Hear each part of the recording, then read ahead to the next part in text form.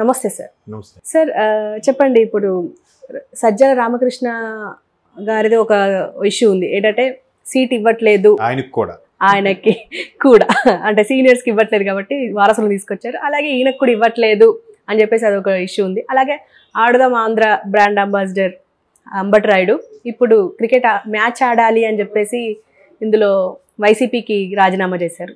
అంటే ఈ రెండు ఇష్యూలను మనం ఎలా చూడొచ్చు అంటారు? అంబటి గారే కాదు, రేపు పొద్దున్న సజ్జల గారే కాదు, ప్రతి ఒక్కరు కూడా వైసీపీ నుంచి వైదొలుగుతున్నారు, పార్టీ వీడుతున్నారు. ఇంకొంతమంది ధైర్యం సరిపోకో, లేదంటే ప్రతిపక్షాల మీద ఇంతగా దుయ్యబట్టాం కదా, ఇంకేం హోం పెట్టుకొని వాళ్ళ దగ్గరికి వెళ్తామన్న ఉద్దేశము చాలామంది సైలెంట్ అయిపోయారు. ఇది ఎప్పటి నుంచి నేను గమనిస్తున్నానంటే గత 3-4 నెలల నుంచి, అంటే ఆల్మోస్ట్ తెలంగాణ ఎన్నికలకి ఒక 2-3 నెలల ముందు నుంచి కూడా మంత్రులందరూ కూడా పిన్ డ్రాప్ సైలెంట్. ఎక్కడ ఒక స్టేట్మెంట్ లేదు, ఏమి లేదు. కొడాల నాని గారు కానీ, పేరు నాని గారు కానీ, ఈ సజ్జల గారు కానీ, రోజా గారు కానీ, మాజీ మంత్రి అనిల్ కుమార్ గారు కానీ, ఒకరు కాదు మ్యాక్సిమం అందరూ సైలెంట్ అయిపోయారు. ఎందుకు సైలెంట్ అయిపోయారంటే తెలంగాణ ఎన్నికల నేపథ్యంలో తెలంగాణ కేసీఆర్ గారు, కేటీఆర్ గారు, హరీష్ రావు గారు అయితే దారుణమైన వ్యాఖ్యలు చేశారు ఆంధ్రప్రదేశ్ గురించి. ఈసారి టీఆర్ఎస్ రాకపోతే హైదరాబాద్ మరో అమరావతి అవుతుందని, ఆంధ్ర చెమ్మ చీకట్లని, సింగిల్ రోడ్ అని. కేటీఆర్ గారు అయితే నేను మొన్న మిత్రుడు సంక్రాంతికి ఊరెళ్తే అక్కడ 2 రోజులు కూడా ఉండలేకపోయాడు, అక్కడ రోడ్లు పరిస్థితి బాగాలేదు, పవర్ కట్ అని రకరకాల ఎన్ని మాట్లాడినా కూడా ఒక్క మంత్రి నోరెప్పలేదు, ఎవరు ఏమనలేదు. ఎందుకని? బట్ వాళ్ళకి వీళ్ళకి ఏవో డీలింగ్స్ ఉన్నాయి, అది పక్కన పెట్టండి. సో అప్పటి నుంచి కూడా చాలా మౌనంగా కనిపిస్తున్నారు నాకు సోకాల్డ్ మంత్రులు కానీ, వైసీపీ కానీ. ఆ తర్వాత మొన్న వైనాట్ 175 అని నినాదం తీసుకొచ్చిన తర్వాత జగన్మోహన్ రెడ్డి గారు కొత్త రక్తం కొత్త వాళ్ళని ఎక్కించే ఆలోచనలో ఒక్కొక్కరిని పాత వాళ్ళని సీట్ ఇవ్వము, బట్ వేరేలా చూస్తాము, వేరే ఎక్కడికి ఇస్తాము, జంబులింగ్ చేయడము, ఎక్కడో వాళ్ళు అక్కడ పోటీ చేయించడము, అసెంబ్లీ ఉండడానికి లోక్సభ పంపించడం, లేదా లోక్సభ వాళ్ళకి అసెంబ్లీ పంపించడం, రకరకాలుగా. ఇది ఫస్ట్ నాకు తెలిసి వైసీపీలో కూడా ఓపెన్ అయ్యింది బాలినేని శ్రీనివాసరెడ్డి గారు, ఆయన దగ్గర బంధువు కూడా. ఆయన కూడా ఒక ప్రెస్ మీట్లో ఏమన్నారంటే ఆయన మీద మనకి ఇంతవరకు ఉంది, బట్ మన మీద ఆయనకు ఉండాలి కదా అన్నట్టుగా చెప్తూ వాళ్ళ అబ్బాయిని కూడా రాజకీయాల్లోకి తెచ్చే ఇప్పుడు పరిస్థితులు కరెక్ట్ కాదు, ఇప్పుడు తేవాలనుకోవట్లేదు అన్నట్టు కూడా చెప్పి కార్యకర్తలను తిరిగి ఆయన అడుగు రిక్వెస్ట్ చేసుకుంటున్నాడు. మీరు అందరూ కరెక్ట్గా పనిచేస్తారంటే చెప్పండి, నేను పోటీ చేస్తాను. మనం చూసాము ఎక్కడే నాయకుడు అనేవాడు నువ్వు ఈ పని చేయాలి, నువ్వు ఈ పని చేయాలి, అసలు మనం ఎలాగైనా కొట్టాలి, మనం గవర్నమెంట్ ఫామ్ చేయాలి, లేదంటే నేను గెలవాలి, గెలిస్తే మనందరూ బతుకులు ఏదో అలాగ మోటివేట్ చేయాలి. కానీ తిరిగి వాళ్ళని అడిగి మీరు కరెక్ట్గా పనిచేస్తారంటే చెప్పండి, నేను పోటీ చేస్తానంటే ఆయన మనోవేదన మనం అర్థం చేసుకోవాలి. ఆయన తప్పు మాట్లాడారని కాదు, కానీ అలాగే చాలామంది. తర్వాత ఆకెల్ రామకృష్ణారెడ్డి గారు మంగళగిరి, తర్వాత గాజువాక అతను, తర్వాత మన దాడి వీరభద్రరావు గారు, ఒకరు కాదు. మరోవైపు వీళ్ళ కొంత ధైర్యం చేసి ముందుకు వస్తుంటే ఇంకొంతమంది వాళ్ళకి సీట్ రాదని తెలిసినా కూడా అన్న ఎవరిని ప్రపోజ్ చేస్తే వాళ్ళని పెట్టి నేను గెలిపిస్తాం, మాకు అన్నే ముఖ్యమంత్రి కావాలని లోపల ఒకటి బయటకు ఒకటి మాట్లాడుతున్నారు. దానికి చాలామంది మాజీ మంత్రులను కూడా మనం చూసాం. అంటే ఇలాంటివి జరుగుతున్న నేపథ్యంలో అంబటి రాయుడు అనే వ్యక్తి క్రికెటర్, మామూలుగా వన్డే మ్యాచ్లో ఓడిఐలు కన్నా టెస్ట్లో వాటికన్నా ఐపీఎల్లో బాగా ఫెమిలియర్ అయిన పేరు అంబటి రాయుడు. సో ఆయన మన తెలుగువాడు, ఆంధ్రుడు, పైగా మంచి మంచి దీనిలోకి వెళ్తున్నారని ఆ పేరు కూడా మనం ఫస్ట్ పేరు వినగానే అంబటి రాయుడు అనగానే అది ఖచ్చితంగా మన తెలుగువాడే అన్న ఫీలింగ్లోకి వచ్చాం. తర్వాత ఆ మూలాలు కూడా అర్థమయ్యి ఎక్కడ వాడే అన్నట్టుగా అందరూ కూడా అంబటి రాయుడు వచ్చేసరికి ఒక ఫ్యాన్ బేస్ ఏర్పడింది. సో అటువంటి వ్యక్తి ఎందుకో మరి ఏ కారణం చేతో, లేదంటే సేమ్ అదే సామాజిక వర్గం చెప్పిన వ్యక్తి మంత్రులుగా ఉన్నారనో కారణాలు తెలియదు, కానీ ఆయన మొత్తానికి వైసీపీకి చేరాడని వార్తలు వచ్చాయి. ఎంతో నిజం అనుకుంటే చేరారు. తర్వాత ఆడుదాం ఆంధ్రాకి సంబంధించి బ్రాండ్ అంబాసిడర్గా ఉంటారన్నారు, అలాగే ఒప్పుకున్నారు. ఆయన బ్యానర్లు, పోస్టర్లు ఎక్కడెక్కడ కట్టేశారు. ముఖ్యమంత్రి జగన్మోహన్ రెడ్డి గారు ఇక్కడ గుంటూరులో ఎక్కడ ఓపెన్ చేస్తే ఆయన వైజాగ్లో ఆడుదాం ఆంధ్ర రిబ్బన్ కట్ చేస్తారన్నారు. బట్ అక్కడి నుంచి ఆయన గైర్హాజరవుతున్నాడు. ఎందుకు అవుతున్నాడని రీజన్ తెలియదు. రీజన్ అంటే ఇంకేం లేదు, ప్రభుత్వ వ్యతిరేకత ప్రతి ఒక్కరి దగ్గర కూడా. వీళ్ళు వాళ్ళని కాదు, కాకపోతే మీరు కాస్త ఓపిక పడితే సంక్రాంతి తర్వాత ఇంకెంతమంది బయటకు వస్తారో చూస్తున్నాడు. ఇప్పుడు ఇంకా 2-3 నెలలు ఉంది కదా, సంక్రాంతి టైంకి కొంచెం ఆ ప్రోటోకాల్ గట్రా ఫాలో అవుతారు కదా, చుట్టూ మంది ఉంటారు, పోలీసులు అది ఉంటుంది కాబట్టి కొంచెం కోడి పందాలు ఇవి నడుస్తాయి కదా ఆంధ్రాలో ఎక్కువగా. సో దాని వరకు కొంచెం పరపతి పెంచుకోవడానికి బయటికి రాకుండా ఉన్నారేమో కొంతమంది. సంక్రాంతి తర్వాత చాలామంది ఇంకా మీరు అనుకుంటున్నట్టు వైనాట్ 175 అన్నారు కదా, 151 మంది ఎమ్మెల్యేల్లో ఇప్పుడు ఆల్రెడీ 90 మందికి మార్చేస్తామని అంటున్నారు. ఆ 90 మంది కూడా బయటకు వచ్చేస్తారేమో. ఎవరికి వాళ్ళే ఈసారి నాకెవరేమో అనుకుంటున్నారు. ఇప్పుడు ఎలా ఉందంటే మళ్ళీ అక్కడ పరిస్థితి కూడా గెలిస్తే జగన్మోహన్ రెడ్డి గారి ఫోటో వల్ల గెలిచారు కాన్సెప్ట్, ఓడిపోతే ఎమ్మెల్యే పనితనం బాగోలేదట అందుకు ఓడిపోయారట. ఇది ఎక్కడ లెక్కండి? అవును, అదే అంటున్నారు, లాజిక్ అదే చెప్తున్నారు. మెయిన్ అక్కడ నుంచి అన్ని ఏవైనా ఒక ప్రోటోకాల్ సిస్టమ్ జరగాలండి. ఒక కంపెనీ అయినా రాజకీయమైనా ముఖ్యమంత్రి, చీఫ్ సెక్రటరీ వీళ్ళు పిలిచి మీటింగ్ పెట్టి ముఖ్యమంత్రి మంత్రులతో సమీక్ష నిర్వహించి ఈ డిపార్ట్మెంట్కి ఆ చీఫ్ సెక్రటరీలు లేదంటే ఆ పర్సనల్ సెక్రటరీలు ఐఏఎస్ ఆఫీసర్లు ఉంటారు కదా ప్రతి డిపార్ట్మెంట్కి, వాళ్ళకి పురమాయించి వాళ్ళ ద్వారా వాళ్ళ కింద వాళ్ళకి ఆ స్థానికంగా పనులు జరిగినప్పుడు ఎమ్మెల్యేకి అలాగా జరిగి ప్రోటోకాల్ అయితే ఒక ప్రాజెక్ట్ నడిచిందంటే అందరూ దానివల్ల లబ్ధి పొందుతారు. నలుగురికి 5,000 నోట్లోకి వెళ్తాయి. అలా కాకుండా నేను ఇక్కడ ముఖ్యమంత్రిగా నేను చెప్పిందామని బటన్ నొక్కాను వాళ్ళకి వెళ్ళిపోయాయంటే మధ్యలో ఇదంతా ఎందుకండి? ఈ వ్యవస్థ అంతా ఎందుకు? మన అమెరికా స్టైల్లోకి వెళ్ళిపోతే బెటర్ కదా ప్రెసిడెంట్గా, ఒకటే నిర్ణయం తీసుకొని అంత చేసుకునేలాగా. మరి మంత్రులు, ఎమ్మెల్యేలు, ఎంపీటీసీలు, జడ్పీటీసీలు, జిల్లా పరిషత్ ఏం వద్దు ఇంకా కదా. సో ఒక ప్రోటోకాల్ ప్రకారం వెళ్తే అందరికీ బాగుంటుంది. సో మంత్రులకే ప్రాధాన్యత లేనప్పుడు మంత్రులకే, ఇంకా ఎమ్మెల్యేలకి ఏముంటుంది, సర్పంచులకి ఏముంటుంది చెప్పండి. సో ఇట్లాగా జరుగుతున్న నేపథ్యంలో మరి ఆయన ఏం తెలుసుకున్నాడో మొత్తానికి తెలుసుకున్నాడు, బయటకు వచ్చేసాడు. పరిణామాలు ఒక్కొక్కరికి వీడుతున్న ఈ సందర్భంలో అంబటి రాయుడు వ్యక్తి కూడా మరి ఆయన ఏం తెలుసుకున్నాడో, లేదంటే ప్రభుత్వ వ్యతిరేకత ఉందో, లేదంటే అటువంటి పక్షాన్ని నిలబడితే తన ఇమేజ్ కూడా డ్యామేజ్ అవుద్దు అనుకున్నారో ఏమో. అంటే జనరల్గా క్రికెటర్సు, సీనియర్ యాక్టర్స్ అందరూ కూడా పొలిటీషియన్స్గా అవుతూ ఉంటారు. మన గతంలో గౌతమ్ గంభీర్ కొంతమంది ఎంపీలుగా చేశారు, కొంతమంది రాజ్యసభకు చేశారు, సచిన్ గారు లాంటి వాళ్ళు రాజ్యసభకు చేశారు. సో రాజకీయాలు రావడం తప్పేం లేదు. అసలు యంగ్ జనరేషను బాగా చదువుకున్న వాళ్ళు వస్తేనే మంచిది. దాని మీద చాలా సినిమాలు కూడా వస్తుంటాయి మనకి. దాని మీద చాలామంది ఒక వాదం కూడా వినిపిస్తుంటారు. ప్రతి దానికి రిటైర్మెంట్ ఉంటుంది కానీ రాజకీయానికి రిటైర్మెంట్ ఉండదు, ప్రతి దానికి పాస్ మార్క్ ఉంటుంది కానీ రాజకీయానికి పాస్ మార్క్ ఉండదు, అలాగే ప్రతి దానికి ఒక సర్టెన్ ఏజ్ లిమిట్ ఉంటుంది, దీనికి ఏముండదు, క్వాలిఫికేషన్ ఉంటుంది, ప్రతి చిన్న జాబ్కి దీనికి క్వాలిఫికేషన్ ఉండదు అని అంటుంటారు. అంటే అప్పుడు పరిస్థితులు రాశారు, కొన్ని సవరణలు అయితే చేసుకోవాలి.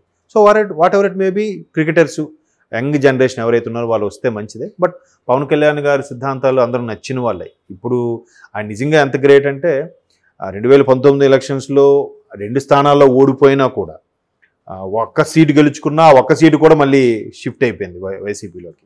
అయినప్పటికీ ఇమ్మీడియట్గా రెండో రోజు మళ్ళీ జనాల్లోకి వచ్చాడు. మరొక లాంటివాడైతే గిల్టీగా ఫీల్ అయ్యి అవమాన భారంతో బయటికి రాకుండా విదేశాలకు వెళ్ళిపోవడము, లేదా ఇంకా ఒక 5-6 నెలలు ఎక్కడ కనబడకుండా 6 నెలల నుంచి వాళ్ళు సొంత పనులు బిజినెస్లు చేసుకోవడం చేస్తారు. ఈ నెలకు కాదు, మళ్ళీ రెండో రోజు వచ్చాడు. అదే చెప్పాడు, 2 నియోజకవర్గాల్లో కూడా సామాజిక వర్గం ప్రాధాన్యత లేదని నాకు ఇప్పుడు అర్థమవుతుంది, మీకు ఎవరైతే కష్టపడతారో అనిపిస్తారో వాళ్ళకే వేశారు. ఎందుకంటే గాజువాక, వైజాగ్ ఆ సరౌండింగ్స్ కానీ, అటు భీమవరం కానీ కాపు సామాజిక వర్గం బాగా ఉన్న నియోజకవర్గాలే. బట్ ఆయన ఓడిపోయాడుగా. సో అక్కడ ప్రజలు ఖచ్చితంగా కష్టపడి పనిచేసే వాళ్ళకి, కష్టపడి పనిచేస్తాడని నమ్మే వారికి వేశారు. మీ నమ్మకాన్ని నేను చూరగొనలేకపోయాను అన్నట్టుగా బాగా మాట్లాడు. అంటే అలాంటి వ్యక్తిత్వం ఉన్న వ్యక్తి కాబట్టే చాలా మన షూటింగుల్లో అప్పుడు కానీ లేదంటే ఆడియో ఫంక్షన్లో చాలా సందర్భాల్లో మనం వింటూనే ఉంటాం ఆయన చాలా గుప్తదానాలు చేయడము ఇవన్నీ.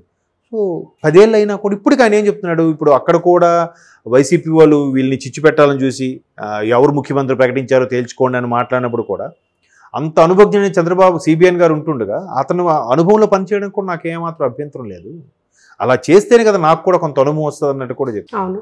అంటే అదిగా ఉన్నప్పుడు మేబీ ఆ భావజాలం నచ్చిందేమో రాయుడు గారికి. పవన్ కళ్యాణ్ గారు ఆ భావజాలం నచ్చి వెళ్ళిండొచ్చు.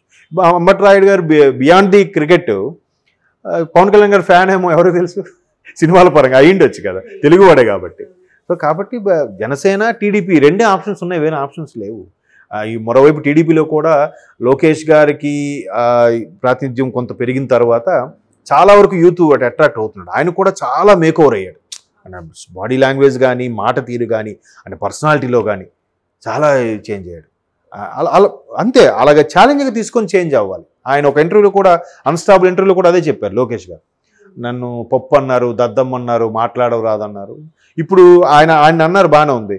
మంత్రులు చూస్తే మొన్న ఆగస్టు 15 రిపబ్లిక్ కదా, ఆగస్టు 15కి 48 ఏళ్ళ స్వాతంత్ర జీవితంలో అంటారు ఒకరు, ఇంకొంతమంది అంటారు 150 ఏళ్ళ 75 స్వతంత్ర దినోత్సవం, బట్ ఈ 150 ఏళ్ళ స్వతంత్ర భారతదేశంలో అంటారు. 150 ఏళ్ళు ఏంటి, 75 ఏళ్ళు ఏంటి అంటే క్లారిటీ లేదు. అది కాంగ్రెస్ వచ్చి 150 ఏళ్ళ, ఇది 75 ఏళ్ళ అని. అలా ఎవరైనా తడబాటు సహజం.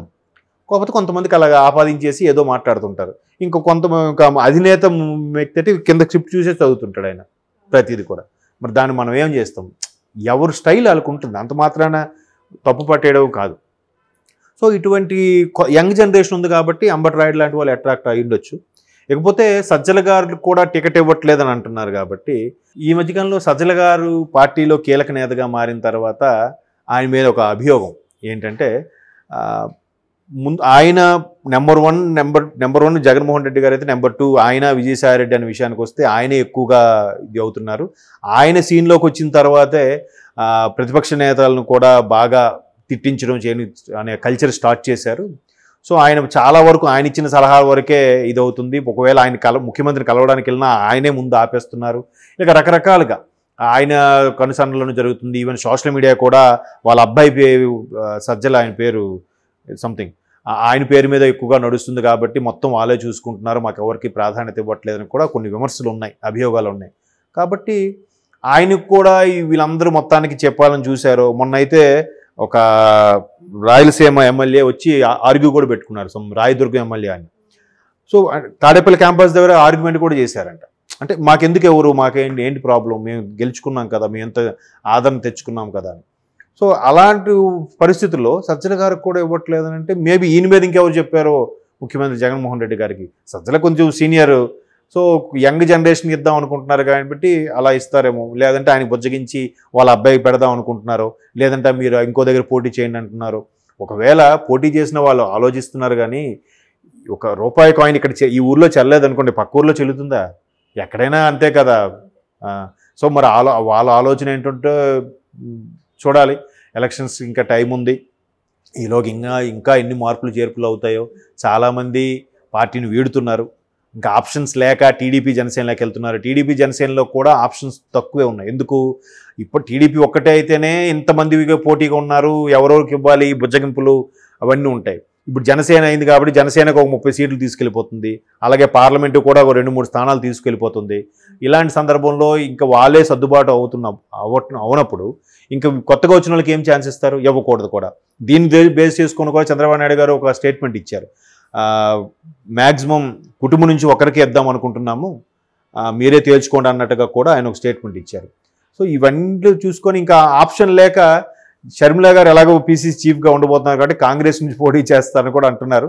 మేబీ కాంగ్రెస్ని పోటీ చేసిన సీట్లు గెలిచేస్తుందని కాదా కాంగ్రెస్ పార్టీ, ఓటింగ్ పర్సెంటేజ్ పెంచుకునే అవకాశం ఉంది. అంటే ఒకవేళ సజ్జలకి సీట్ ఇవ్వకపోతే అలిగి షర్మిల వైపు వెళ్ళే అవకాశం ఉందంటారా? కన్న తల్లే జగన్మోహన్ రెడ్డి గారిని వదిలి షర్మిల గారి వైపు వెళ్తున్నప్పుడు సజ్జల గారు వెళ్ళడంలో తప్పే ఉంది? రాజకీయాలు ఏదైనా సాధ్యమే కదండి. శాశ్వత శత్రుత్వం, శాశ్వత మిత్రుత్వం ఏమి ఉండదు. బెస్ట్ ఫ్రెండ్ ఎనిమీ అవుతాడు, బెస్ట్ ఎనిమీ బెస్ట్ ఫ్రెండ్ అవుతాడు, చెప్పలేం.